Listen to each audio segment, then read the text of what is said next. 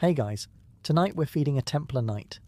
This is a warrior monk who took vows of poverty, obedience, and fun prevention, then sat down every day to eat meals specifically designed to kill joy. So before you get comfortable, take a moment, like the video and subscribe, but only if you genuinely enjoy what I do here. And let me know in the comments where you're tuning in from and what time it is for you. It's always fascinating to see who's joining us from around the world. Now, dim the lights, and let's ease into tonight's journey together. Feeding a Templar knight was not dining. It was not a meal. It was a logistical procedure performed to prevent collapse. Think less banquet and more human maintenance window. The goal was simple: keep the knight alive, upright, and capable of wearing an unreasonable amount of metal without passing out. A Templar did not eat for pleasure. Pleasure was suspicious.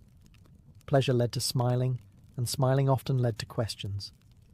Questions led to discussions, and discussions led to disobedience. The safest path was to eat something bland, nod internally, and move on with your day. The Knights Templar were warrior monks, which meant they took the least fun parts of monastic life and combined them with the most exhausting parts of warfare. From monks, they inherited discipline, silence, and a deep mistrust of enjoyment. From soldiers, they inherited the need for calories, strength, and the ability to march long distances while pretending they were fine. As a result, their meals lived in a narrow emotional zone, filling, repetitive, and spiritually humbling. If food could be described as interesting, someone had already made a mistake. A Templar did not browse menus. He did not ask for recommendations. He did not say things like, "I'm not really feeling lentils today." What he received was what everyone received, and what everyone received was chosen precisely because no one would get excited about it. Excitement was dangerous. Excitement led to attachment. Attachment led to longing. Longing led to distraction. Distraction led to thinking about things other than duty, God, and not dying violently. None of that was acceptable. Meals were deliberately structured to avoid indulgence. Portions were sufficient but uninspiring. Ingredients were practical, durable, and emotionally neutral. Spices existed, but only just enough to remind you they could have used more spices. Even the act of eating followed strict expectations. No rushing, no lingering, no dramatic reactions. You chewed, you swallowed, you reflected silently on obedience. If you enjoyed the meal too much, you kept that information to yourself. In modern terms, feeding a Templar knight was less like dinner and more like refueling a siege engine that occasionally prayed. Calories mattered. Consistency mattered. Personal happiness did not.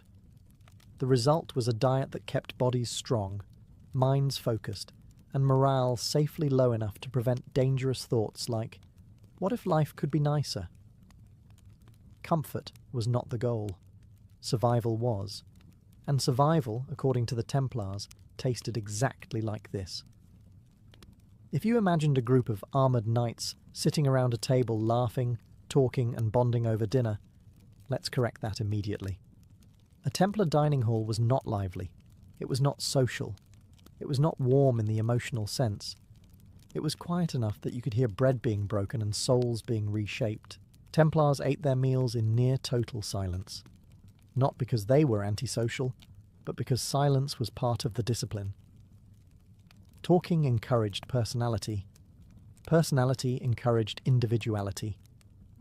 Individuality was a slippery slope that ended with opinions, preferences, and eventually someone asking why dinner always tasted like regret. So instead of conversation, meals were accompanied by readings. Scripture, rules of the order, or moral instructions were read aloud while everyone ate. Nothing compliments chewing dense bread quite like being reminded of obedience, humility, and your many spiritual shortcomings. If you wanted to comment on the food, you did not. If you wanted to ask for the salt, you did not. If you wanted to complain that the soup tasted like boiled despair, you definitely did not. Silence wasn't just expected. It was enforced by social pressure and the quiet judgment of everyone else at the table. The dining hall itself, reinforced this atmosphere. Long wooden tables, hard benches, no cushions, no personal space. You sat shoulder to shoulder with other knights, all eating the same food at the same pace, all pretending not to notice each other. It was equality, but make it uncomfortable. Eye contact was minimal. Lingering looks suggested distraction. Distraction suggested temptation. Temptation suggested weakness. Weakness suggested paperwork. Nobody wanted paperwork. Even chewing was meant to be restrained. Loud eating drew attention. Attention drew correction. Correction drew embarrassment. The safest approach was slow, careful chewing, eyes down, thoughts politely directed away from hunger and toward discipline.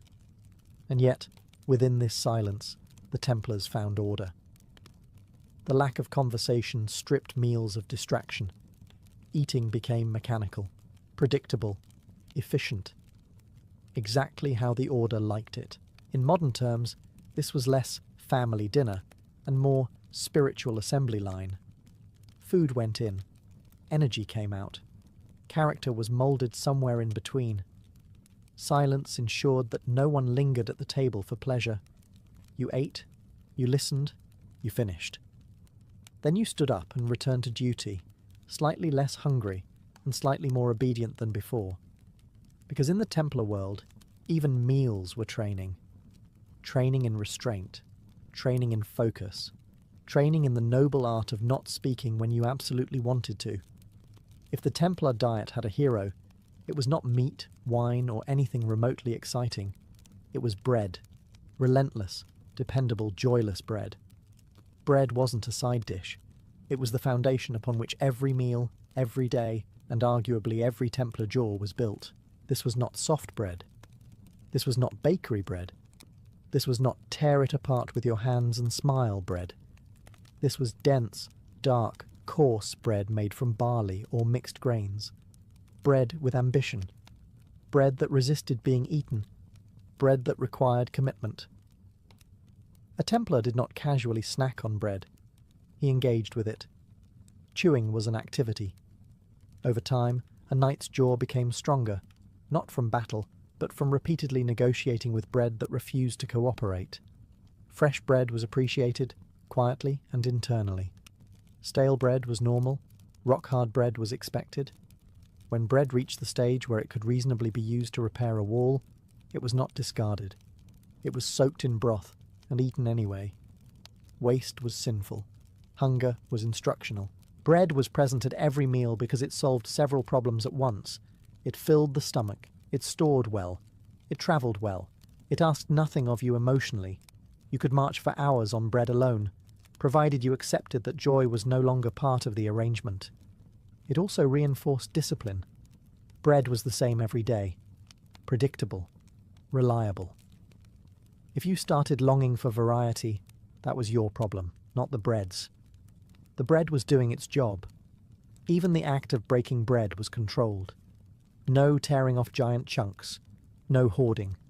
Portions were regulated so everyone received the same amount. Equality through carbohydrate distribution.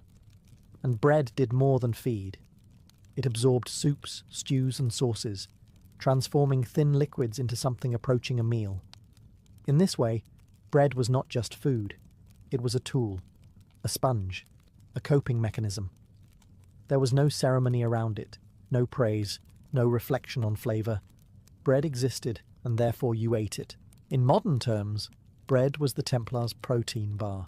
Bland, efficient, and consumed with the understanding that it was not here to make you happy. If a Templar ever dreamed of food, it was probably bread. If he ever complained about food, it was silently, to himself, while chewing. And if he ever thought, surely there must be more to life than this, the bread was there to remind him, no, there is not.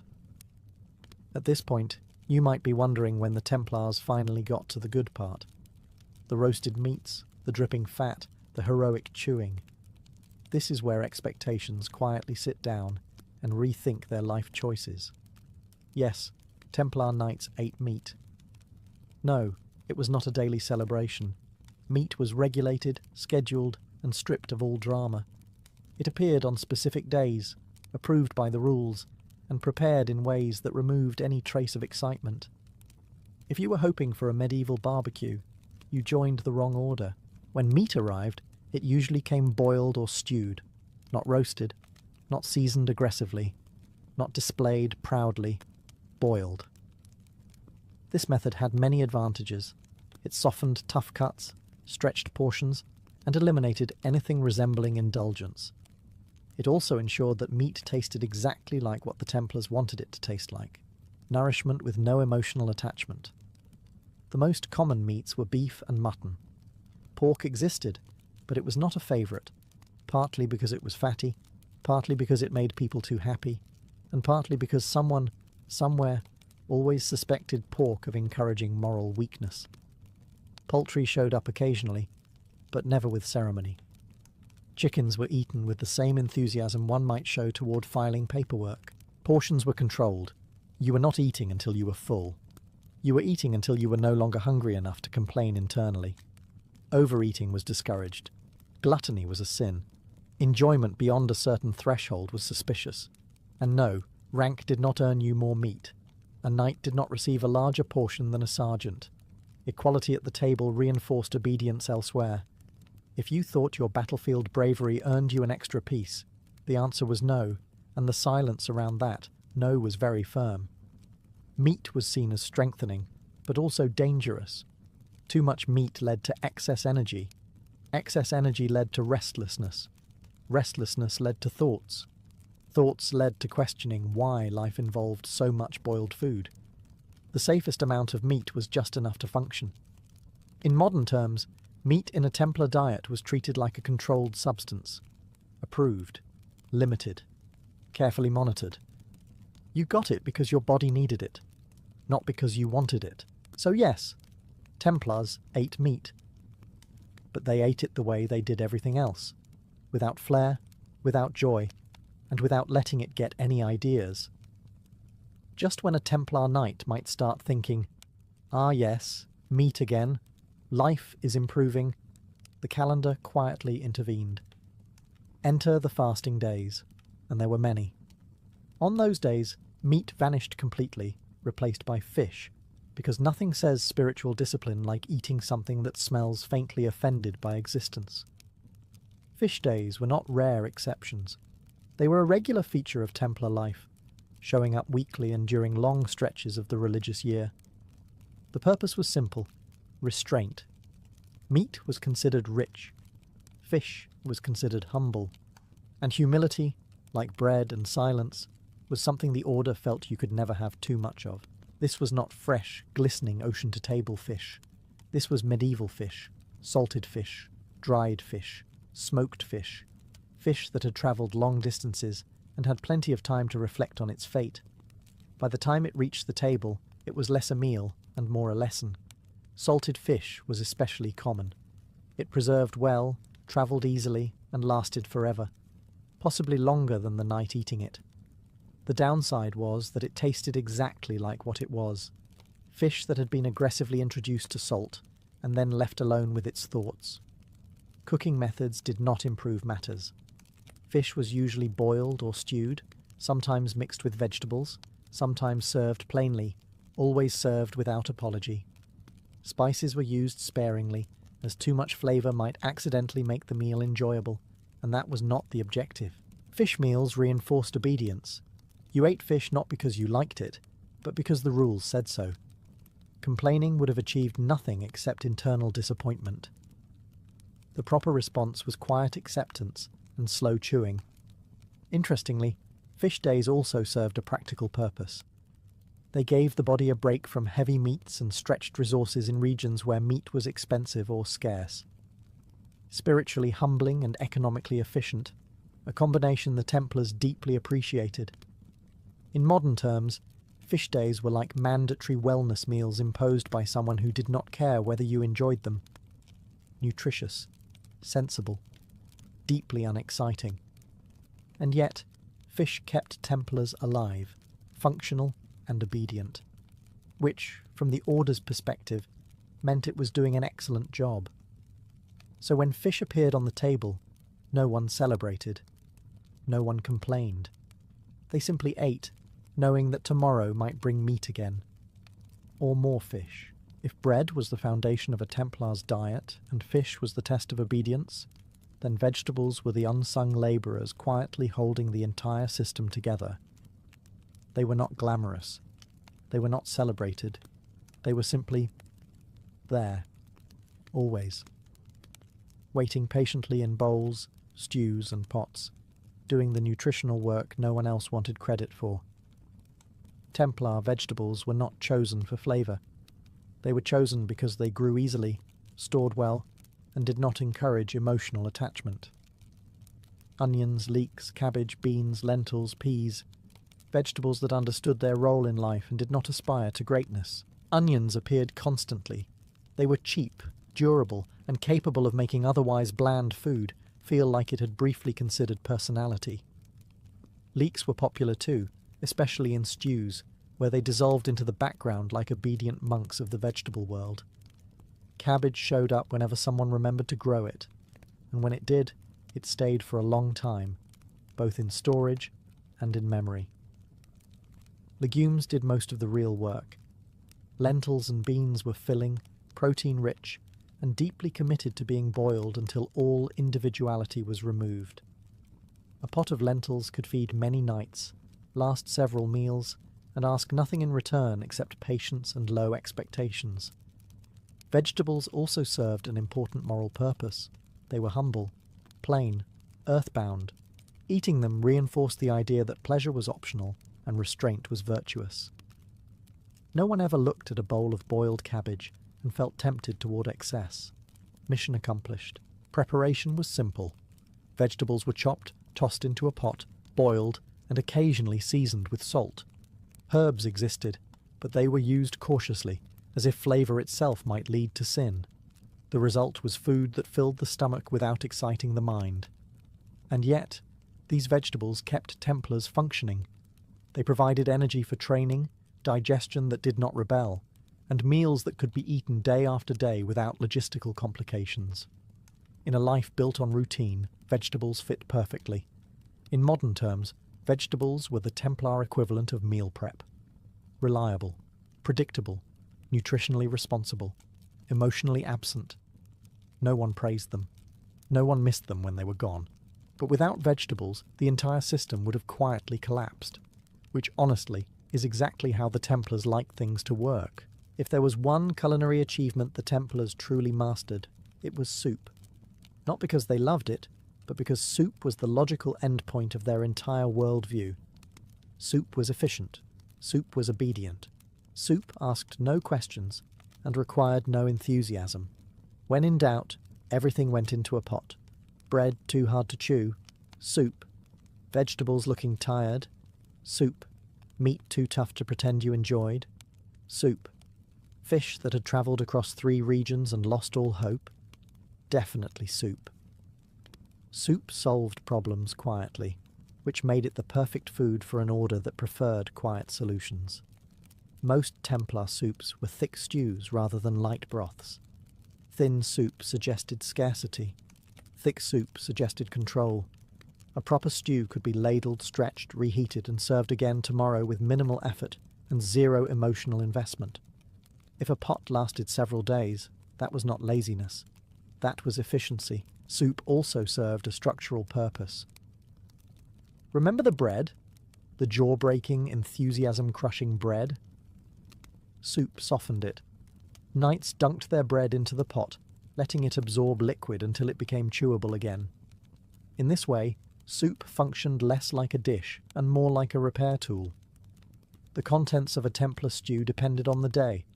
Lentils, beans, onions, cabbage, leeks, bits of meat, sometimes fish, sometimes all of the above. Once ingredients entered the pot, individuality ceased to exist. Everything became stew. Differences were erased, equality was achieved, spices were minimal, salt was standard, herbs appeared occasionally, just enough to remind everyone that flavour was theoretically possible, but not encouraged. A stew that tasted too good raised concerns. A stew that tasted acceptable meant it was doing its job. Soup was also practical during campaigns. Large pots could feed many men quickly. It required no fancy equipment, no precise timing, and no personal preference. You ate what you were given, at the pace dictated by the ladle. In modern terms, soup was the Templar version of bulk cooking. Meal prep for men who believed joy was a distraction. No one praised the soup. No one complained about the soup. It existed, it warmed, it filled. And in the Templar worldview, that was perfection. If you could build a religion around a food, soup would have been a strong candidate. If you're wondering whether a hungry Templar could simply help himself to more food, the answer is no. And not a soft no. A very firm, institutional no. Portion control was not a suggestion. It was policy. Eating was regulated with the same seriousness as prayer schedules and battlefield discipline. A Templar did not eat until he was full. He ate until he was no longer distracted by hunger. There is a difference. Fullness encouraged relaxation. Relaxation encouraged comfort. Comfort, once again, was suspicious. Meals were portioned evenly so that every man received the same amount. Equality at the table mattered deeply. If one knight received more, resentment followed. Resentment led to thoughts. Thoughts led to problems. The safest approach was identical bowls, identical portions, and identical disappointment. Second helpings were rare and required permission. You did not simply reach forward and refill your bowl like you were at a village feast. Doing so would have drawn attention, and attention was never helpful. Attention suggested desire. Desire suggested excess. Excess suggested weakness. And weakness, in the Templar world, was a liability. This system also reinforced self-control. You learned to pace yourself. Eat too quickly, and you were left staring at an empty bowl, while others continued chewing in silence. Eat too slowly, and the meal ended anyway. Timing mattered. Discipline mattered. Hunger management became a skill. Interestingly, controlled portions were seen as spiritually beneficial.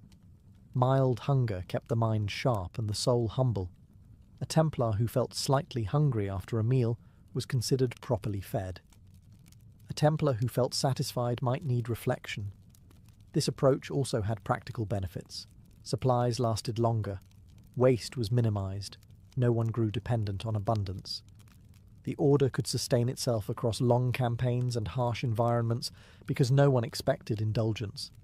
In modern terms, this was enforced mindful eating, except without mindfulness, joy, or choice. Just discipline, and yet this system worked. Knights remained fit, mobile, and capable. No sluggishness, no food comas. Just steady energy and a constant, low-level awareness of restraint. Portion control taught the same lesson as everything else in a Templar's life. You take what you are given, you do not ask for more, and you move forward regardless. Hunger was not a failure, it was a feature. At this point, you might assume that if food was tightly controlled, drink would be even worse. Surprisingly, wine was allowed, just not in the way you're imagining. This was not joyful wine. This was not, let's talk about our feelings wine. This was wine treated like a responsible adult treats medicine, useful, measured, and never trusted completely. Templar knights were permitted to drink wine because medieval water was often unreliable, occasionally hostile, and sometimes actively trying to kill you. Wine, especially when diluted, was safer. The key word here is diluted. Undiluted wine was considered excessive, risky, and suspiciously close to enjoyment. So wine was mixed with water, reducing its strength and ensuring that no one accidentally had fun. This created a beverage that tasted like a thoughtful compromise between safety and disappointment. Enough alcohol to keep bacteria away, not enough to loosen tongues or encourage poor decision-making. Drunkenness was strictly forbidden. A drunk Templar was not just embarrassing, he was dangerous. Judgment mattered. Discipline mattered. and nothing undermines discipline faster than someone loudly insisting they could definitely fight 3 men while leaning on a table. Wine was consumed quietly, in moderation, and usually alongside meals. You did not sip it slowly and reflect on the bouquet. You drank it to stay hydrated and move on with your responsibilities. If you noticed the flavour, that was incidental. There were also rules about who served the wine and how much was poured. No refills without permission. No lingering cups. The cup appeared, did its job, and disappeared again, much like joy in a Templar's life. Interestingly, wine also played a social levelling role. Everyone drank the same thing, in the same amount. Rank did not bring better wine. A knight commander did not get a finer vintage than the newest brother. Equality, once again, was enforced through mild dissatisfaction. In modern terms, wine for a Templar was like coffee at work, allowed, regulated, and intended to keep you functional rather than happy. If you enjoyed it too much, you were probably doing it wrong. So yes, Templars drank wine, but they did so carefully, quietly, and always with the understanding that too much pleasure was far more dangerous than thirst. Wine was fuel, not escape. One of the most radical ideas in modern dining is choice. Menus, options, preferences, allergies. The ability to say, actually, I'm not in the mood for that. None of this existed in a Templar dining hall. Choice was not removed accidentally. It was removed on purpose. A Templar knight did not have preferences. Or rather, he may have had them once long ago, before he signed away his personality and received a white cloak in exchange. From that moment on, food was no longer something you selected. It was something you received. There was no asking what was for dinner. There was no hoping for something better tomorrow. There was certainly no saying, I don't really like fish. Disliking food was a private emotion to be processed internally, quietly, and never shared. Expressing preference suggested attachment. Attachment suggested desire. Desire suggested weakness. Weakness, as always, was inconvenient. This absence of choice was intentional training.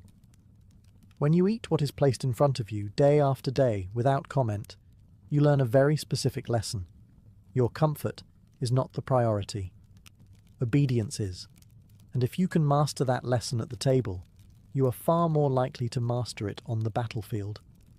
Meals were identical not just in content, but in experience. Same bowls, same portions, same silence. The lack of variety was not a flaw, it was a feature. Variety encouraged comparison. Comparison encouraged dissatisfaction. Dissatisfaction encouraged thinking. And thinking in excess led to trouble. Even rank did not change this. A senior knight did not receive a different dish. A commander did not get a secret upgrade. Everyone ate the same thing at the same time in the same way. Equality through enforced indifference. In modern terms, the Templar dining system was the opposite of customer service. The order did not care if you enjoyed the meal. The meal was not there for you. You were there for the order. And over time, something interesting happened. Knights stopped expecting food to make them happy. They stopped anticipating meals. Eating became neutral, automatic, unremarkable. Which was exactly the point. When food no longer distracts you, when preference no longer matters, when comfort is no longer expected, you become very easy to command. And that, more than flavour, was always on the menu. In most medieval societies, rank came with perks. Better housing, better clothing, better food. If you climbed the social ladder, your plate usually followed. The Knights Templar looked at this idea, considered it carefully, and then removed it entirely. Within the order, rank did not improve your meals. A newly admitted brother, a seasoned knight, and a high-ranking commander all ate essentially the same food, in the same portions, prepared the same way. Authority did not earn you extra meat. Leadership did not unlock better bread. Promotion did not come with dessert. This was not an oversight. It was policy. The Templars believed that equality at the table reinforced obedience everywhere else. If leaders ate better, resentment followed. If leaders ate worse, authority weakened. The safest solution was to make everyone equally unimpressed. Shared dissatisfaction was a bonding experience. Even the master of a commandery ate what everyone else ate. Same stew, same bread, same diluted wine. If he wanted luxury, he could have remained a noble. The order made it very clear, you did not rise above your brothers by being fed differently. This also removed a powerful source of ambition. You couldn't climb the ranks for comfort. You couldn't earn better food through obedience. Advancement brought responsibility, not reward, which meant that anyone seeking power for personal gain usually lost interest very quickly. Meals became one of the few places where rank disappeared entirely. No special seating, no upgraded bowls, no secret kitchen privileges. Just long tables, identical portions, and the quiet understanding that no one was special right now. From a practical standpoint, this made logistics easier. Kitchens prepared one meal for everyone. Supplies were distributed evenly. No complicated hierarchies of ingredients. No accounting nightmares. Efficiency and discipline worked hand in hand. In modern terms, this was radical. Imagine a workplace where the CEO eats the same lunch as everyone else, every day without complaint. Now imagine that lunch is lentil stew and hard bread. You begin to understand the commitment involved. The absence of culinary privilege reinforced the order's core message. You are here to serve, not to be served. You lead by example, not by appetite. In the Templar world, authority did not taste better. It tasted exactly the same. By this point, it should be clear that feeding a Templar knight was never just about nutrition. It was training. Constant, quiet, relentless training that began long before the battlefield and continued long after the armour came off. Every meal was designed to condition the mind as much as the body. Eating plain food without complaint trained restraint.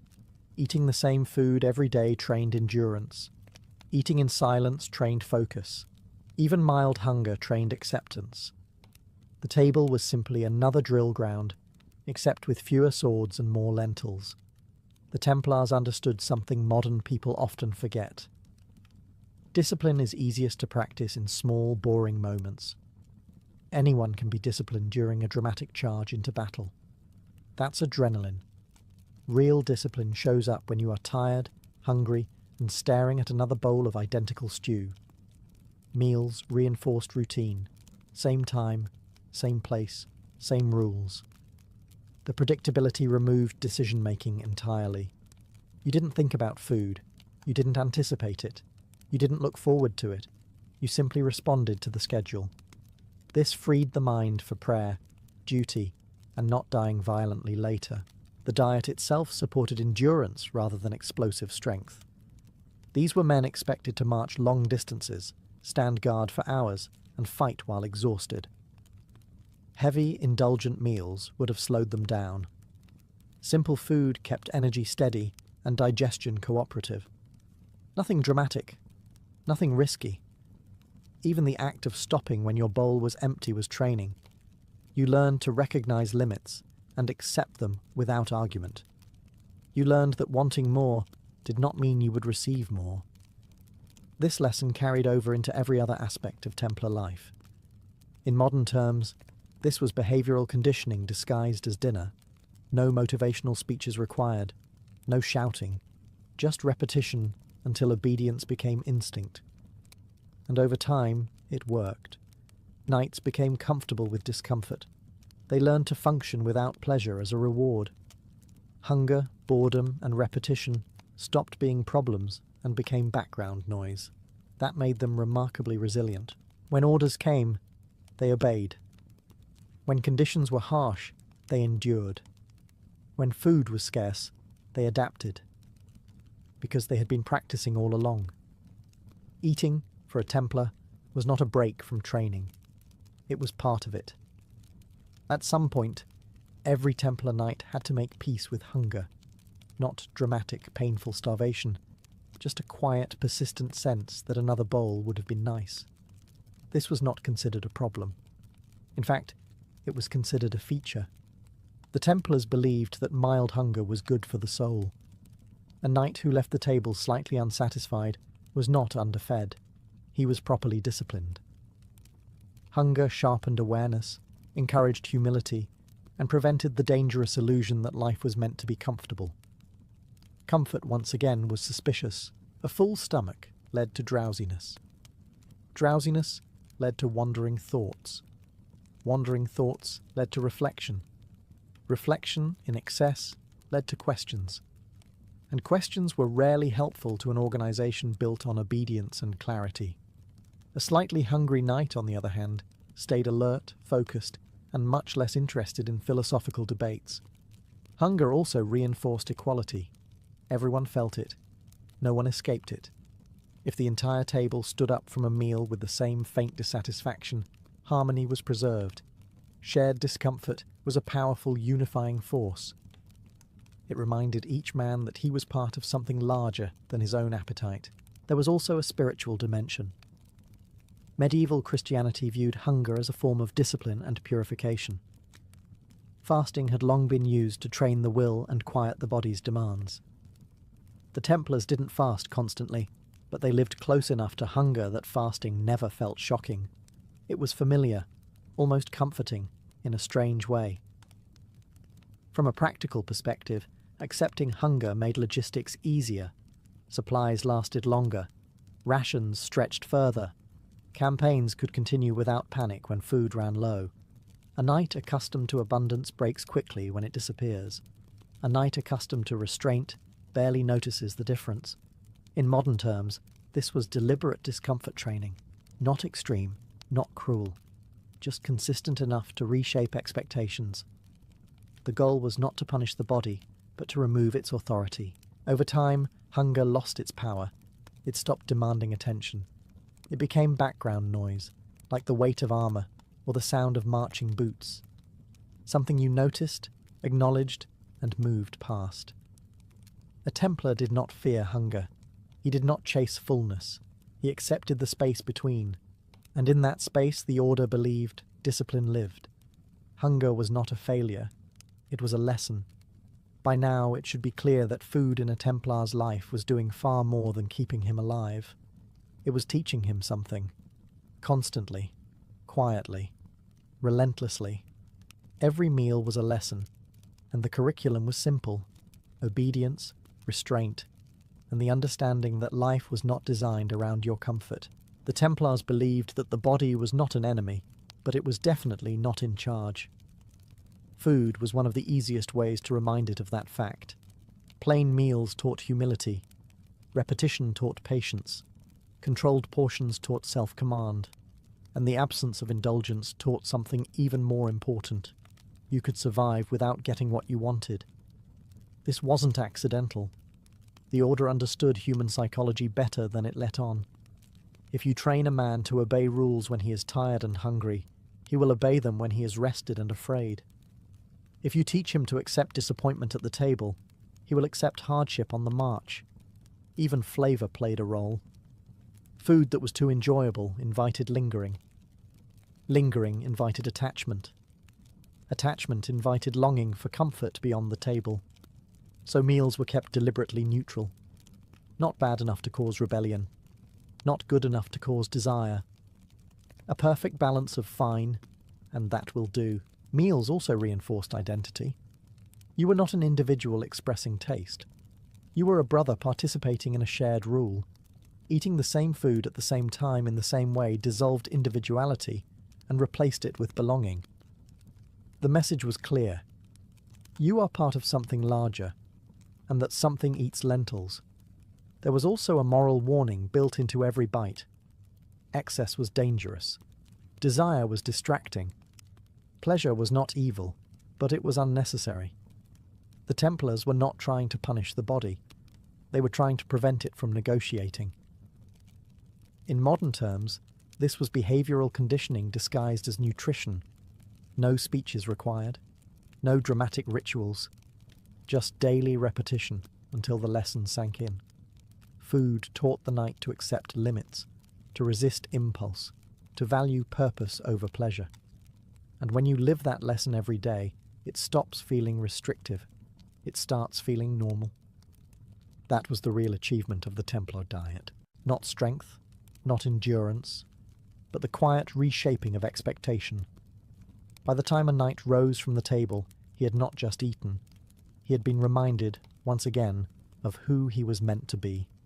In the end, feeding a Templar knight was never about food. Food was just the delivery system. The real purpose was to sustain a life built on obedience, endurance, and the quiet acceptance that comfort was not part of the contract. Every meal reinforced the same message. You are not here for yourself. The bread that resisted chewing. The soup that tasted exactly like yesterday's soup. The fish that appeared more often than anyone wanted. The portions that ended just before satisfaction. All of it worked together to create a knight who expected little and endured much. The Templars did not try to make men strong by feeding them richly. They made them strong by teaching them to function without luxury. A knight who could fight, pray, march, and think clearly on plain food was a knight who would not fall apart when conditions worsened. And conditions always worsened. This diet shaped bodies, yes, lean, durable, capable of long effort, but more importantly, it shaped expectations. A Templar did not wake up hoping for a good meal. He woke up expecting duty. Food simply supported that expectation, like armor supports the body, heavy, restrictive, and necessary. And this system worked. For generations, the Order maintained discipline across vast distances, hostile environments, and constant pressure. They marched, guarded, and fought without needing incentives beyond purpose and structure. Their meals were not rewards. They were routines. In modern terms, feeding a Templar knight was closer to maintaining a machine than hosting a human being. You gave it what it needed. No more. No less. If the machine complained, that was a flaw to be corrected, not a request to be honoured. There is something unsettling about that, and something impressive. Because in a world obsessed with comfort, the Templars built an identity around restraint. They proved that you could remove pleasure from daily life and still function at a high level, not happily, not comfortably, but effectively. So when you imagine a Templar at the table, do not picture feasting. Picture quiet chewing, steady posture, eyes lowered, no anticipation of dessert, just fuel, just obedience, just another day prepared for whatever came next. And for a Templar knight, that was always enough. Empress Feng did not enter history through triumph or conquest. She entered it through loss. Born into the powerful Feng clan during the 5th century, her early life unfolded amid the brutal realities of Northern Wei court politics, where power shifted suddenly and mercy was rare. When her family fell victim to political purges, their status collapsed almost overnight. Adult men were executed or exiled. Women and children were absorbed into the palace system, stripped of their former identities. Feng was still young when she was taken into the imperial household, not as royalty, but as a consort in training, a life defined by silence, obedience, and constant surveillance. The Northern Wei court was not a place of comfort. It was a machine built on ritual, suspicion, and hierarchy. Every gesture carried meaning. Every word could be repeated. For a young woman without family protection, survival depended on restraint and observation. Feng learned quickly. She listened more than she spoke. She watched how officials competed for influence, how imperial relatives rose and fell, and how emperors were often controlled by those who appeared weakest. In this environment, patience was not a virtue. It was a weapon. Her fate changed when she was chosen as consort to Emperor Wencheng. The match was political, not romantic, but it placed Feng closer to the center of power than most women ever reached. When the emperor died prematurely, leaving behind a child heir, the empire entered a dangerous phase. Child emperors meant regents. Regents meant struggle. And struggle often ended in blood. Against expectation, Feng emerged not as a casualty, but as the solution. Elevated to Empress Dowager, she became regent for the young emperor. This transition was extraordinary. A woman whose family had once been destroyed by court politics now stood at the head of the same system that had consumed them. But she did not rule impulsively. She ruled carefully, understanding that authority in Northern Wei China depended not on declarations, but on stability. From the beginning, Feng framed her power as necessity, not ambition. She presented herself as a guardian of the dynasty, not its master. This distinction mattered. By emphasizing continuity and order, she neutralized opposition before it could form.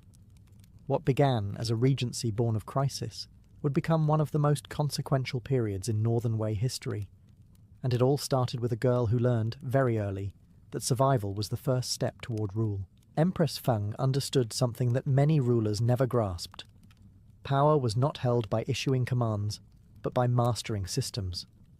As regent, she did not immediately attempt sweeping reforms or dramatic displays of authority. That would have been dangerous.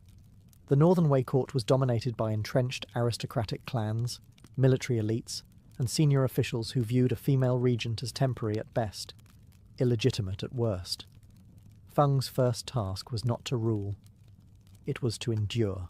She began by studying the machinery of governance: court rituals, legal procedures, land administration, military appointments. None of these were abstract concepts. They were levers. Feng attended meetings quietly, allowing ministers to speak freely, often at length. This silence was strategic. Officials revealed their ambitions, rivalries, and weaknesses without realizing they were being observed. Over time, she learned who valued stability, who thrived on chaos, and who could be trusted only when watched closely. Rather than purge the court, Feng preserved it. She retained experienced officials, even those who doubted her authority, because continuity mattered more than loyalty in the early years. Abrupt changes would have signaled insecurity. Stability, on the other hand, projected confidence. Slowly, the court adjusted. Ministers stopped waiting for a male regent to appear. They brought their concerns directly to her. Feng also understood the importance of legitimacy. As a non-Tuoba woman ruling a Xianbei-led dynasty, she occupied an unusual position. Instead of resisting this, she reframed it. She emphasized Confucian ideals of moral governance while respecting steppe traditions valued by the ruling elite. This dual approach allowed her to speak to both sides of the empire without alienating either. It was not compromise. It was synthesis. Behind the scenes, Feng reorganized palace authority. Eunuchs, often used as power brokers, were placed under stricter supervision. Imperial relatives were kept close but politically limited. The regent reduced opportunities for factional alliances by dispersing influence across multiple offices. No single group was allowed to dominate. Balance became policy. Perhaps most importantly, Feng avoided the appearance of permanence. She consistently referred to her role as temporary guardianship, ruling only until the emperor came of age. This reassured officials while giving her room to act. In practice, she was already shaping the future of the dynasty. But she did so quietly, patiently, building control not through fear, but through structure. By the end of this phase, Feng was no longer merely surviving the court. She was directing it. And the empire, for the first time in years, was steady. Empress Feng did not see government as something that existed only in palaces and memorials. To her, rule began in the countryside. Northern Wei China in the 5th century was scarred by decades of warfare, forced migrations, and uneven land control. Powerful clans accumulated estates while small farmers disappeared into debt, flight, or servitude. An empire could not survive this imbalance for long. Feng understood that if the state did not reclaim its relationship with the land, it would lose its people. One of her most consequential moves was to strengthen and expand systems of land regulation. Rather than allowing aristocrats to absorb farmland unchecked, the court reasserted control over land distribution and taxation. Peasant households were registered more carefully, ensuring that taxes were assessed more evenly and that labour obligations were not arbitrarily increased by local elites. This was not benevolence alone. It was strategy. A stable tax base meant predictable revenue, and predictable revenue meant fewer military revolts. Feng also worked to reduce the abuse of corvée labour. Farmers were the backbone of the dynasty's economy, but they had long been treated as expendable. Under her direction, limits were placed on forced labour demands, especially during planting and harvest seasons. These adjustments may seem minor, but they had profound effects. Villages that could feed themselves were less likely to rebel or flee. The empire grew quieter, not because of fear, but because daily life became more survivable. At the same time, Feng strengthened central oversight. Provincial governors were monitored more closely, their appointments rotated to prevent the formation of local power bases. Reports were standardized, making it harder to hide corruption behind vague language. Officials who exploited peasants too openly were removed, not with spectacle, but with efficiency. The message was clear. Authority flowed downward from the court, not upward from private estates. These reforms also served a cultural purpose. By emphasizing orderly administration and moral governance, Feng aligned the dynasty more closely with Chinese bureaucratic ideals. This helped integrate the Northern Wei state into broader traditions of imperial rule, reducing the perception that it was merely a conqueror regime imposed from outside. By reinforcing the link between land, people and state, Feng transformed governance into something durable. Her power no longer rested solely on her position as regent. It rested on systems that functioned even in her absence. And that, more than any decree, marked the beginning of lasting imperial reform. Empress Feng understood that belief could stabilize an empire as effectively as laws. In a realm fractured by ethnic divisions, recent conquest, and lingering distrust between ruling elites and the population, ideology mattered. Feng did not treat religion as a personal refuge or court ornament. She treated it as state infrastructure. Buddhism, already spreading across northern China, offered a moral language that transcended clan and origin. Feng recognized its political potential immediately. Under her regency, Buddhism received unprecedented imperial support. Monasteries were expanded, monks were protected, and religious institutions were formally integrated into the state. This was not blind patronage. Feng imposed regulations on monastic landholdings and ensured that temples operated within defined limits. The goal was balance. Buddhism was to guide morals and unify communities, not become an untouchable power unto itself. Buddhist ideals of compassion, restraint, and moral authority aligned well with Feng's broader vision of governance. She promoted the image of the ruler as a caretaker rather than a conqueror. This messaging was especially effective in regions recently absorbed into Northern Wei control, where resentment toward military rule still lingered. Temples became centers of education, charity, and social order. They fed the poor during shortages, mediated disputes, and reinforced loyalty to the state without the need for soldiers. At court, Feng used Buddhism to legitimize her authority as a woman. Rather than challenge patriarchal norms directly, she sidestepped them. Buddhist teachings offered precedents for female virtue, spiritual authority, and moral guardianship. By associating her regency with religious merit and ethical duty, Feng reframed her power as righteous stewardship. Critics found it harder to accuse her of ambition when she presented herself as acting in accordance with cosmic order. This religious policy also helped soften ethnic divisions within the empire. The Northern Wei ruling class originated from steppe traditions, while much of the population followed Chinese customs. Buddhism, not native to either group, provided common ground. It allowed Feng to unify diverse subjects under a shared spiritual framework, without forcing cultural assimilation too abruptly. By the time her policies were fully implemented, Buddhism was no longer simply a faith within Northern Wei. It was a pillar of the state. And through it, Feng reinforced unity, legitimacy, and moral authority, without ever needing to raise her voice or her sword. Empress Feng knew that internal collapse, not foreign invasion, posed the greatest threat to the dynasty. The Northern Wei court was crowded with powerful clans, ambitious generals, and imperial relatives who believed proximity to the throne entitled them to influence. Past regents had tried to dominate this environment through intimidation and purges, often triggering the very rebellions they sought to prevent. Feng chose a different path. She focused on control through structure rather than fear. One of her first priorities was reducing the political power of imperial relatives. Historically, regencies in China collapsed when uncles, cousins, or in-laws claimed authority in the name of blood ties. Feng limited this risk by keeping relatives close to the court but far from real command. They were granted titles, stipends, and ceremonial roles, symbols without substance. This approach neutralized resentment while preventing the formation of rival centers of power. At the same time, Feng refined the bureaucratic hierarchy. Offices were clarified, responsibilities narrowly defined, and chains of command reinforced. Overlapping authority, a frequent source of factional conflict, was deliberately reduced. Officials were encouraged to specialize rather than compete across domains. This made administration more efficient and, crucially, made conspiracies harder to organize.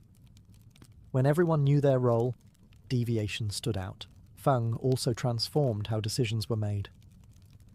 Rather than relying on informal influence, she insisted on written memorials, documented procedures, and recorded outcomes. This created institutional memory and reduced the ability of individuals to manipulate policy through personal access. Ministers who once relied on charisma or intimidation found themselves constrained by paperwork and precedent. Power shifted from personalities to process. Crucially, Feng avoided public humiliation of officials. Even when removing corrupt or disloyal figures, she acted with restraint. Dismissals were framed as administrative corrections, not moral crusades. This preserved dignity and discouraged desperate retaliation. The court remained tense, but it functioned. Through these methods, Feng accomplished something rare. She created a court that feared disorder more than authority. Stability became a shared interest. By the middle of her regency, opposition no longer organized around overthrowing her. Instead, it adapted to the system she had built. The court still whispered. It always would. But whispers are far less dangerous than swords. Empress Feng understood that regency was, by definition, temporary, but she also knew that releasing power too abruptly could undo everything she had built. Her challenge was delicate: prepare the young emperor to rule while ensuring that the transition would not revive factional chaos. Education therefore became a political act. From early childhood, the emperor's upbringing was carefully structured. Tutors were selected not only for learning, but for temperament. Feng avoided scholars known for rigid ideology or personal ambition. She favored instructors who emphasized discipline, moral responsibility, and administrative competence. The goal was not brilliance, but steadiness. An emperor did not need to be exceptional. He needed to be predictable. Feng also controlled access. Courtiers who sought to influence the emperor were filtered through layers of supervision. Childhood friendships were monitored, gifts were regulated, even casual conversations were noted. This was not paranoia. It was prevention. Feng had seen how easily young rulers became instruments of stronger personalities. She would not allow her work to be undone by flattery whispered into a child's ear. At the same time, she avoided isolating the emperor completely. He was gradually introduced to court rituals, audiences, and administrative procedures. Feng often observed silently as he presided over minor matters, intervening only when necessary. These moments were instructional. Mistakes were corrected privately, preserving imperial dignity. Successes were attributed to the emperor himself. Public perception mattered. The court needed to see a ruler forming, not a puppet performing. As the emperor matured, Feng slowly reduced her visible presence. Edicts increasingly bore his authority. Audiences were framed as his decisions, even when guided behind the scenes. This gradual shift allowed officials to adjust without panic. There was no single moment of transfer, no vacuum to exploit. Power flowed rather than dropped. Yet Feng never relinquished oversight prematurely. Final authority remained hers until she was confident that institutions, not personalities, would carry the state forward. By the time she stepped back, The court no longer revolved around her presence. It revolved around procedures she had embedded into daily governance. In shaping the emperor, Feng ensured continuity. She did not seek legacy through monuments or proclamations. Her legacy was subtler. It lived in habits, expectations, and restraint. When she finally loosened her grip, the empire did not shake. It held. Empress Feng ruled during a period when the Northern Wei dynasty stood at a crossroads. The empire was expanding, but expansion brought strain. Newly incorporated regions differed in language, customs, and loyalty. Military governors governed far from the capital. Old aristocracies remembered former independence. The danger was not immediate collapse, but slow fragmentation. Feng's task was to bind these pieces together without forcing unity faster than it could endure. Her approach relied on administrative integration rather than cultural erasure. Local elites were not removed wholesale. Instead, they were absorbed. Promising regional figures were offered court positions, marriages, or educational opportunities in the capital. This brought talent inward while weakening the appeal of regional separatism. Loyalty was rewarded with inclusion, not fear. Over time, ambition redirected itself toward the center. Feng also strengthened communication between provinces and court. Regular reporting schedules were enforced. Messengers and inspection officials traveled more frequently, reducing the autonomy that distance once provided. Governors understood that neglect or abuse would not go unnoticed, even hundreds of miles away. This did not eliminate corruption, but it narrowed the space in which it could thrive. Military authority was treated with similar care. Feng respected the army's importance, but she avoided allowing generals to become political actors. Commands were rotated. Honors were distributed broadly rather than concentrated. Victories were celebrated as imperial achievements, not personal triumphs. By keeping military prestige tied to the dynasty rather than individuals, she prevented the emergence of warlords. At the ideological level, Feng emphasized order and continuity. Laws were standardized across regions where possible, reducing confusion and resentment. Ritual practices were adjusted gradually, allowing local customs to coexist under imperial frameworks. The message was consistent. The empire did not demand sameness, only loyalty and stability. What made these efforts effective was restraint. Feng did not attempt to solve every problem immediately. She prioritized cohesion over perfection. Regions were allowed to adapt at different speeds, as long as the direction remained clear. The state became less brittle, more flexible. By maintaining unity through administration, communication, and inclusion, Feng ensured that the Northern Wei Empire did not tear itself apart under the weight of its own growth. It remained whole not because it was forced to be, but because it worked. Empress Feng paid a price for the stability she created. Long regencies rarely end without resentment, and Feng's was no exception. By the later years of her rule, the empire was orderly, revenues were reliable, and rebellion was rare. But beneath the surface, tension accumulated. Officials who had grown up entirely under her authority began to chafe against it. Younger courtiers, ambitious and impatient, viewed her continued influence as an obstacle rather than a safeguard. Feng was not unaware of this shift. She had always understood that power, when held too visibly for too long, invites resistance regardless of results. Her response was not repression. Instead, she narrowed her involvement. Matters she once handled personally were delegated. Court audiences became shorter. Decisions increasingly followed established procedure rather than personal instruction. This withdrawal was calculated, but it was also risky. Too sudden a retreat could expose weaknesses she had spent decades concealing. There were also personal costs. Feng had no traditional family life. Her position required emotional distance, constant vigilance, and a public image of composure that left little room for private grief or attachment. The court respected her, but few loved her. That isolation was the price of being indispensable. In stabilizing the empire, she had made herself singular, and singular figures are always alone. Criticism, once muted, became more open. Some accused her of ruling too long. Others whispered that the dynasty had become dependent on her judgment. Feng did not respond publicly. She had learned early that answering every accusation only amplified it. Silence, once again, became her shield. Yet she did not cling to authority blindly.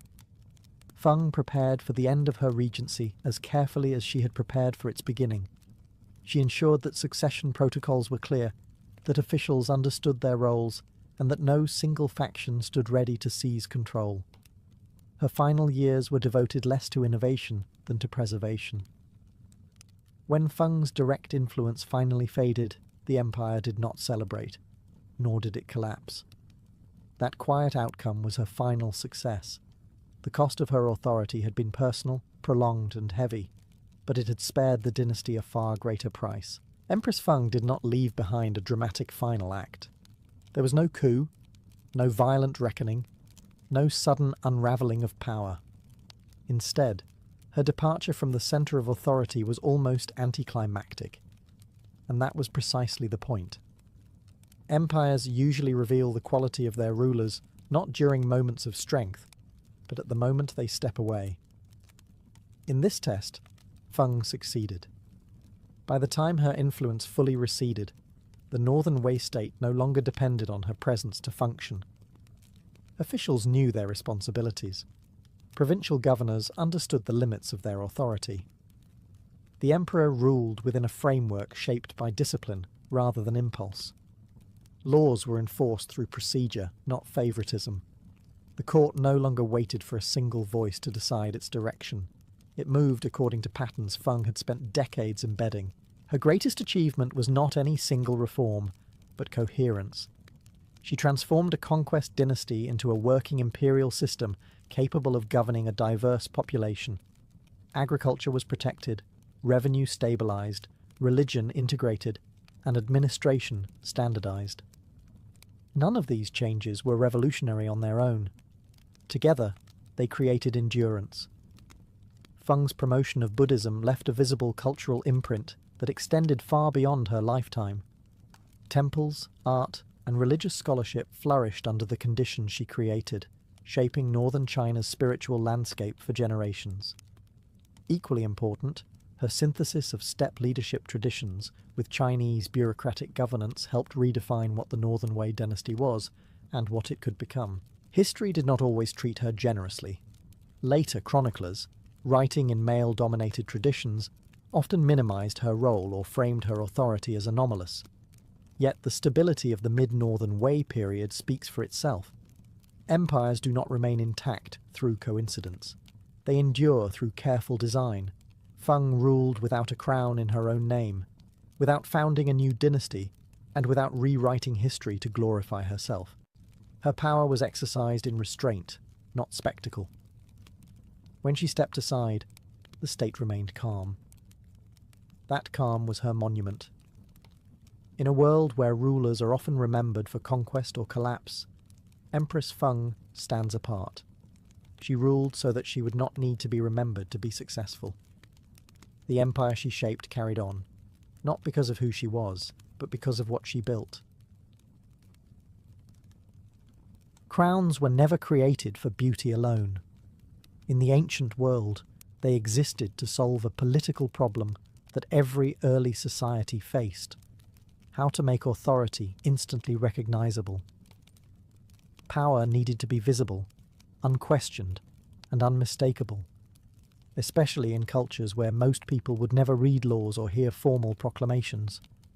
A crown answered that need in a single glance. Before crowns, leadership relied heavily on personal reputation, physical presence, or ritual performance.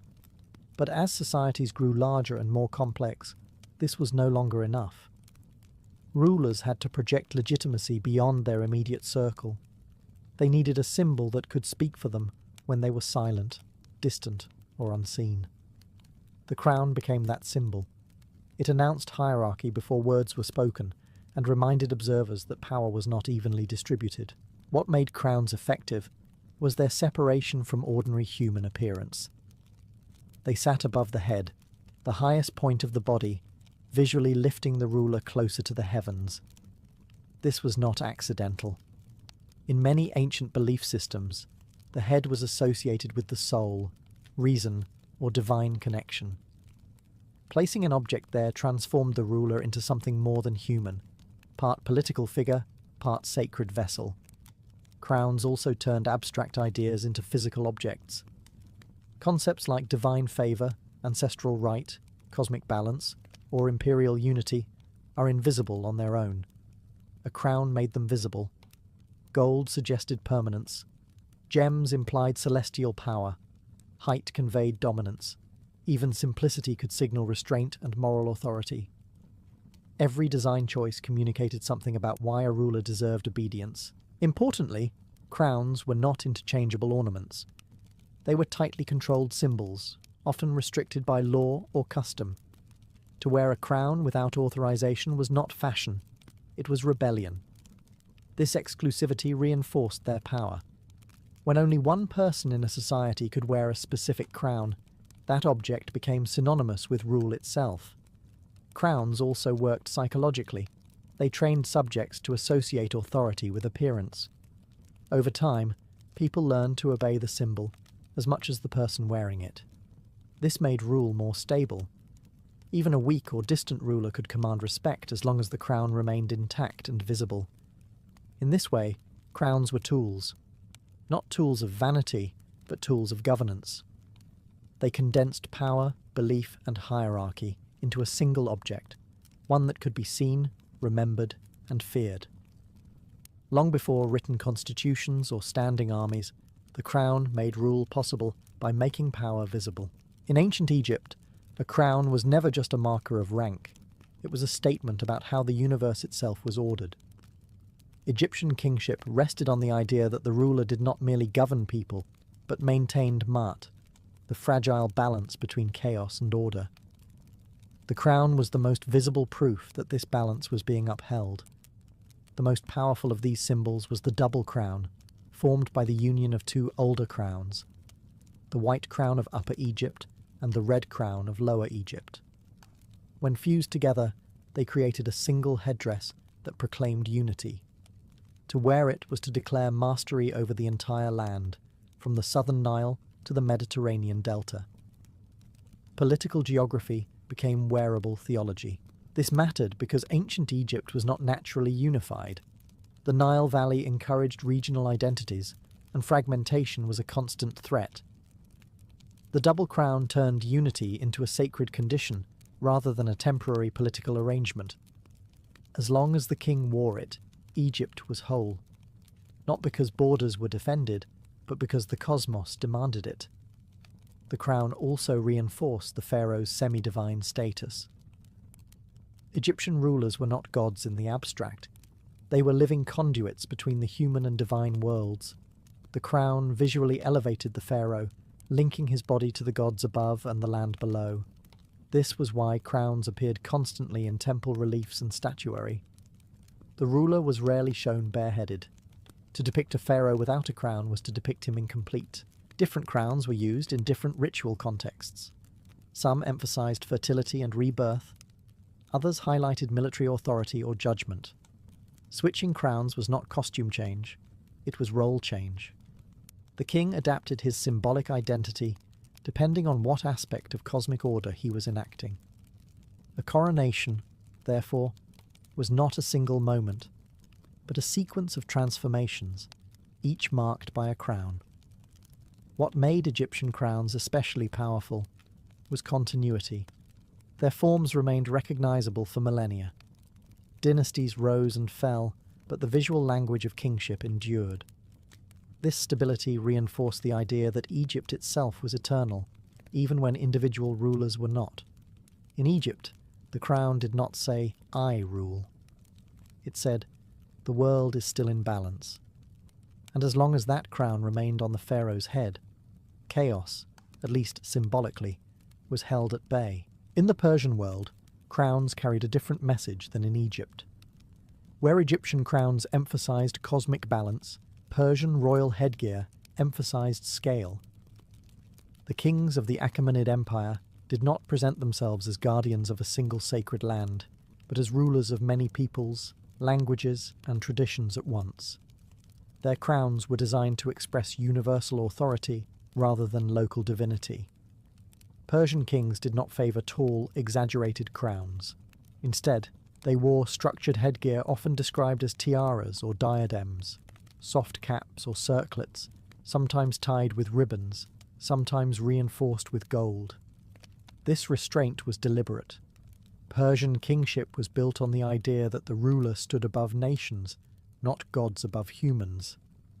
The king ruled by divine favour, but he was not divine himself. This distinction mattered politically. The Achaemenid Empire governed an enormous and diverse population, stretching from Anatolia to Central Asia. Imposing a single religious identity would have been disastrous. Instead, Persian crowns symbolized legitimized supremacy, the right to rule granted by the supreme god Ahura Mazda, but exercised through law, tolerance, and administration. Royal reliefs from Persepolis consistently show the king wearing the same controlled headgear while delegations from subject peoples approach him in their own distinct dress. The message is subtle but powerful. Diversity exists, but hierarchy is fixed. The crown marks the only figure who stands above all others, not by erasing difference, but by containing it. The Persian crown also worked in motion. During ceremonies, audiences, and military inspections, the king's headgear identified him instantly, even without elaborate regalia. This was important in an empire where the ruler travelled constantly. Authority needed to be portable. The crown became a mobile throne, recognizable in every province. Colour and material reinforced ideology. Rich but not excessive decoration suggested wealth without indulgence. Symmetry suggested order. The lack of towering height avoided association with tyranny. Persian kings wanted obedience, not awe-driven terror. Their crown communicated command through composure. Perhaps most importantly, the Persian crown was inseparable from the concept of kingship itself. To rebel against the king was not merely to oppose a person, it was to reject the rightful order of the empire. Claimants who failed to secure royal insignia were treated as impostors, regardless of bloodline. In Persia, the crown did not claim holiness. It claimed legitimacy over the known world. It said, quietly but firmly, that rule was not confined to one land, but extended wherever the king's authority could reach and be recognized. In the Greek world, crowns carried an unusual contradiction. Power was real, but its symbols were deliberately restrained. Unlike Egypt or Persia, most Greek societies were deeply suspicious of monarchy. Authority was expected to be temporary, accountable, and earned rather than inherited. As a result, Greek crowns rarely symbolized permanent rule. Instead, they symbolized momentary excellence. Greek crowns were often wreaths made of olive, laurel, oak, or ivy. These materials were organic, fragile, and perishable by design. A wreath could wither, break, or be discarded. That impermanence was the point. In Greek thought, no human was meant to hold power forever. Even the greatest achievements were temporary flashes of glory. This symbolism was especially visible in athletic and religious contexts. Victors in games were crowned not with gold, but with leaves. The crown honoured achievement, not authority. It elevated the individual for a moment, then returned them to equality. In this sense, the Greek crown celebrated merit without threatening the social order. When kings did exist in the Greek world, particularly in earlier periods, or on the fringes of Greek culture, their crowns remained understated. Even powerful rulers avoided excessive regalia. To appear too elevated was to invite accusations of tyranny. Greek political culture associated towering crowns and rigid headgear with Eastern despotism. A ruler who looked too divine was a ruler who had gone too far. Greek gods, interestingly, were crowned more lavishly than Greek rulers. Divine figures wore radiating crowns, wreaths, or elaborate headpieces that clearly separated them from humans. This reinforced a crucial boundary. Gods could be eternal and absolute. Humans could not. A mortal who dressed like a god was violating the natural order. This separation shaped Greek political ideology. Authority was expected to be visible but limited. Symbols had to reinforce restraint rather than dominance. Even later Hellenistic rulers, who adopted more elaborate crowns after the conquests of Alexander the Great, struggled with this tension. Their diadems borrowed from Persian models, but Greek audiences never fully accepted them as natural.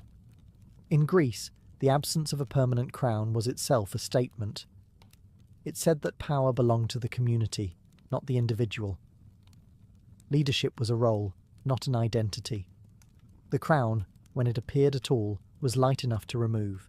This resistance to crowned permanence would echo far beyond Greece. It planted an idea that authority could exist without divine costume, an idea that would later challenge empires built on gold, height, and spectacle. In ancient Rome, a crown was dangerous. Not because it lacked power, but because it symbolized the wrong kind of power. Roman political culture was built on a deep hostility toward kingship. The memory of expelled monarchs lingered for centuries, shaping a system where authority had to be justified as service to the state, not personal domination. As a result, wearing a crown in Rome was not a declaration of legitimacy. It was an accusation. Early Roman leaders avoided crowns entirely. Even victorious generals, celebrated in triumphs, did not wear royal headgear. Instead, they were granted temporary honours, wreaths, laurel crowns, or civic crowns awarded for specific acts like saving Roman citizens. These were rewards, not claims. They elevated achievement without implying permanent authority. This distinction mattered intensely. In Rome, power was supposed to be collective, institutional, and reversible. Magistrates held office for fixed terms. Even dictators, in theory, relinquished control once emergencies passed.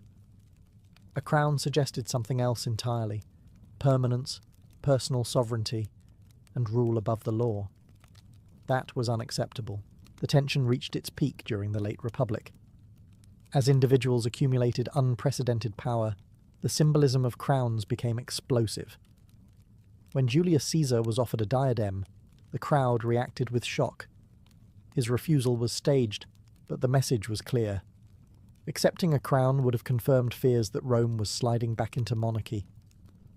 Caesar's assassination soon followed, not because he wore a crown, but because many believed he intended to. After the Republic collapsed, Roman emperors faced a symbolic dilemma. They ruled as monarchs in practice, but could not appear as kings. Early emperors avoided crowns and preferred modest headbands or wreaths. Authority was expressed through titles, military command and ritual, not through a single dominating object. Only later, under stronger imperial control, did crowns slowly return to Roman imagery. Even then, they were carefully framed. Crowns symbolized victory, divine favor, or cosmic order, but never overt kingship. The emperor was presented as first among citizens, even when that was no longer true. Rome's uneasy relationship with crowns reveals something essential. Symbols do not just reflect power, they test it. In Rome, a crown did not make a ruler stronger. It made him vulnerable. And for centuries, that fear shaped how authority dressed itself, carefully, cautiously, and always aware that one wrong symbol could end an empire. In early imperial China, crowns were never meant to dazzle. They were meant to instruct. Unlike the gold-heavy regalia of other civilizations, Chinese imperial headgear emphasized restraint, balance, and moral responsibility. Authority was not proven by excess, but by self-control. A ruler's crown was a visual reminder that power existed to serve order, not ego. The most iconic form of Chinese imperial headwear was the mianguan, a ceremonial crown featuring hanging beads that partially obscured the emperor's face. This design was deliberate and deeply symbolic. The strands in front reminded the ruler to avoid improper sights. Those at the back warned against careless speech. The crown physically limited the emperor's senses, reinforcing the idea that a true ruler governed through discipline rather than impulse. This symbolism reflected a broader political philosophy. In Chinese thought, legitimacy did not come from conquest alone. It came from moral alignment with heaven. The ruler was expected to act as a mediator between cosmic order and human society. If he ruled justly, heaven supported him. If he ruled poorly, heaven withdrew its mandate. The crown, therefore, was not proof of eternal right. It was conditional. Materials reinforced this message. Chinese crowns were often simple in form, emphasizing symmetry and proportion rather than height or spectacle. Even when made with precious materials, they avoided flamboyance. Excessive display was associated with moral decay. A ruler who dressed too extravagantly was signaling imbalance, and imbalance invited disaster. Crowns were also closely regulated. Specific styles were permitted only in certain rituals, seasons, or ceremonies. Wearing the wrong crown at the wrong time was a serious breach of protocol. This reinforced hierarchy and reminded everyone, including the emperor, that authority operated within rules. The crown did not free the ruler from restraint. It bound him to it. Importantly, Chinese crowns emphasized continuity over individuality. They changed little from one reign to the next. The ruler was less important than the role he inhabited. This discouraged personal cults of personality and reinforced the idea that the state outlived any one emperor. In this system, the crown did not proclaim dominance. It demanded responsibility. It said that rule was not a privilege to enjoy, but a burden to carry correctly. And when that burden was mishandled, the crown itself lost meaning, becoming a hollow symbol of authority heaven no longer recognized. In ancient China, the crown did not elevate the ruler above morality. It placed him beneath it. In the societies of early medieval northern Europe, especially during the Scandinavia-centered Viking Age, crowns played a far quieter role than in great empires. There were no towering diadems or gem-encrusted symbols of divine kingship. Power in the north was negotiated, personal, and constantly tested. As a result, crowns existed less as instruments of domination and more as signs of recognition. Viking rulers did not rule by sacred mandate alone. They ruled because others accepted their leadership. Kings were war leaders, law speakers, and gift givers. Their authority depended on reputation, success, and generosity. A ruler who failed to provide victory or wealth quickly lost followers. In such a system, an elaborate crown would have meant little without loyalty to support it. When crowns or circlets did appear, they were modest, thin bands of metal, often silver or bronze, worn during assemblies, rituals, or diplomacy. These were not objects meant to awe. They marked status within a social contract. The crown acknowledged that a man had been chosen, not that he was untouchable. It could just as easily be removed as granted. This symbolism aligned with northern ideas of leadership. Kings were first among equals, not divine intermediaries. Even legendary rulers were expected to listen at assemblies and defend their decisions. The crown, therefore, did not elevate the wearer above law. It confirmed his responsibility to uphold it. Mythology reinforced this restraint. Northern gods wore helmets or circlets in battle, but even they were bound by fate. No crown granted immunity from destiny. This worldview discouraged absolute authority. Power was temporary, contingent, and earned repeatedly through action. As Christianity spread northward, crowns slowly changed meaning. Christian kings adopted more formal regalia, influenced by Roman and continental models. Crowns became symbols of divine approval rather than communal consent. Yet even then, older traditions lingered. Northern kings were crowned, but they were also expected to prove themselves continually through rule and war. The contrast is revealing. In the north, the crown followed power rather than creating it. It acknowledged leadership that already existed instead of inventing it. This made crowns less central, but also more honest. They reflected reality rather than imposing ideology. In these societies, a crown did not command obedience by itself.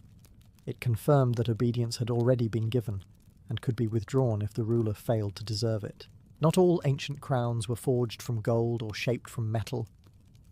In many civilizations, the most powerful crowns were symbolic constructions, made of feathers, light, or ritual authority rather than permanent materials. These crowns mattered not because they endured physically, but because they connected rulers to forces believed to transcend the human world. In ancient Mesoamerica, crowns often took the form of elaborate feathered headdresses.